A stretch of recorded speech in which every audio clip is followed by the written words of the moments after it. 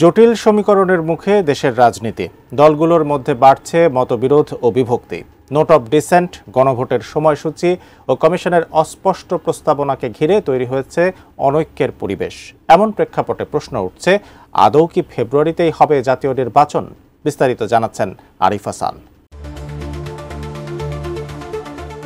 ঘনিয়ে আসছে ত্রয়োদশ জাতীয় সংসদ নির্বাচন। তবে সময় যত এগোচ্ছে, নির্বাচন অনুষ্ঠিত হওয়া নিয়ে ততই বাড়ছে শঙ্কা। রাজনৈতিক অঙ্গনে চলছে নানা জল্পনা কল্পনা, তৈরি হচ্ছে নতুন জটিলতার আশঙ্কা। জাতীয় ঐকমত্য কমিশনের জুলাই সনদ বাস্তবায়নের প্রস্তাব ও সুপারিশ ঘিরে রাজনৈতিক অঙ্গনে এখন চরম মতবিরোধ।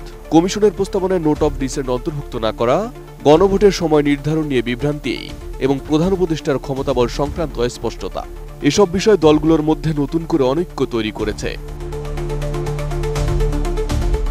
বিএনপি, জামায়াত ও এনসিপি কমিশনের সুপারিশকে অসংলগ্ন, অস্বচ্ছ বলে সমালোচনা করছে। অন্যদিকে সরকার ঐকমত্য কমিশনের পক্ষ থেকে বলা হচ্ছে, এই সনদ বাস্তবায়ন ছাড়া দেশের গণতান্ত্রিক ধারায় স্থিতিশীলতা ফেরানো কঠিন হবে। ফলে রাজনীতিতে আবারও দেখা দিয়েছে বিভক্তি ও অনিশ্চয়তার ছায়া। নতুন বাংলাদেশ গড়তে এলো জুলফিকার স্টিল। জুলফিকার স্টিল, ইস্পাত দৃঢ় অঙ্গীকার।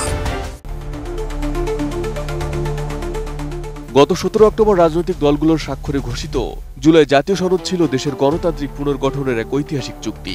কিন্তু সনদ বাস্তবায়নের রূপরেখা ঘোষণার পর থেকেই শুরু হয় বিতর্ক। বিএনপি অভিযোগ করছে, কমিশন তাদের দেওয়া নোট অব ডিসেন্ট সুপারিশ অন্তর্ভুক্ত করেনি। আমরা কিন্তু যে বিষয়গুলোর সঙ্গে আমরা একমত ছিলাম না, আমরা সেখানে নোট অব ডিসেন্ট দিয়েছিলাম। সেই নোট অব ডিসেন্ট গুলো লিপিবদ্ধ করার একটা প্রতিশ্রুতি ছিল তাদের। কিন্তু অবাক বিষয় আমরা লক্ষ্য করলাম যে কালকে যখন তারা প্রকাশ করলেন, সেই বিষয়গুলো নেই। নোট অব ডিসেন্ট গুলো পুরোপুরি উপেক্ষা করা হয়েছে, ইগনোর করা হয়েছে। এটা তো ঐক্যবদ্ধ হতে পারে না। তার ঐক্যবদ্ধ কমিশনটা করা হয়েছিল কেন? এই ঐক্যবদ্ধ কমিশন, এটা আমি বলবো জনগণের সঙ্গে এটা একটা প্রতারণা, রাজনৈতিক দলগুলোর সঙ্গে এটা প্রতারণা। এদিকে নির্বাচনের আগে গণভোটের দাবিতে অনড় জামায়াতে ইসলামী। দলটি বলছে, গণভোট বিলম্বিত হলে জুলাই সনদের বাস্তবায়ন প্রশ্নের মুখে পড়বে। আলাদাভাবেই জাতীয় নির্বাচনের আগে গণভোট দিতে হবে, কারণ গণভোট হচ্ছে জুলাই সনদের উপরে, রিফর্মসের উপরে জনমত, আর জাতীয় নির্বাচন হচ্ছে দেশীয় রাষ্ট্র ক্ষমতা নির্ণয়ের একটা নির্বাচন। সুতরাং দুইটার চরিত্রই ভিন্ন। অন্যদিকে কমিশনের প্রস্তাবনাগুলোকে অস্পষ্ট, সাংগঠনিকভাবে দুর্বল বলছে এনসিপি। দলটি প্রস্তাবনার কয়েকটি ধারা সংশোধনের আহ্বান জানিয়েছে কমিশনকে। ঐক্যমত্য কমিশন কর্তৃক সুপারিশকৃত জুলাই সনদ বাস্তবায়ন আদেশের প্রথম খসড়াটি অর্থাৎ প্রস্তাব 1 গ্রহণ করার মাধ্যমে জুলাই সনদের আইনি ভিত্তি নিশ্চিত করতে হবে। 2.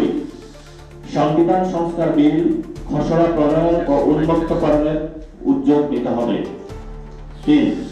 জুলাই সনদ বাস্তবায়নের আইনি ভিত্তি সম্পন্ন আদেশের খসড়া সরকার গ্রহণ করলে সনদ স্বাক্ষর ব্যাপারে অগ্রগতি তৈরি হবে বলে এনসিপি মনে করে।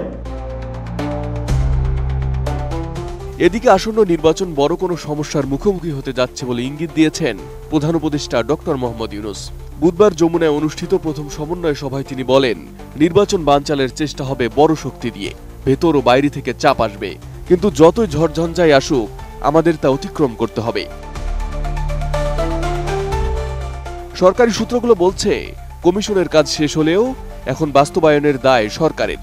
তবে রাজনৈতিক মহল মনে করছে, ঐক্যমতের ঘাটতি পূরণ না হলে এই বাস্তবায়ন প্রক্রিয়া আরও জটিল হবে। এখন অবধি আগামী বছরের ফেব্রুয়ারিতে নির্বাচনের সম্ভাবনা রয়েছে। হাতে সময় সর্বোচ্চ 3.5 মাস। কিন্তু রাজনৈতিক দলগুলোর মধ্যে বাড়তে থাকা দ্বন্দ্ব, অর্থনৈতিক সংকট এবং আইনশৃঙ্খলা পরিস্থিতির অবনতি সব মিলিয়ে দেশ এক অনিশ্চিত পথে হাঁটছে। বিশ্লেষকরা মনে করছেন, এখনই সংলাপ ও সমঝোতার মাধ্যমে ঐকমত্য ফিরিয়ে না আনা গেলে নির্বাচন ঘিরে বড় ধরনের অস্থিরতা দেখা দিতে পারে। Arif Hasan, ATN news.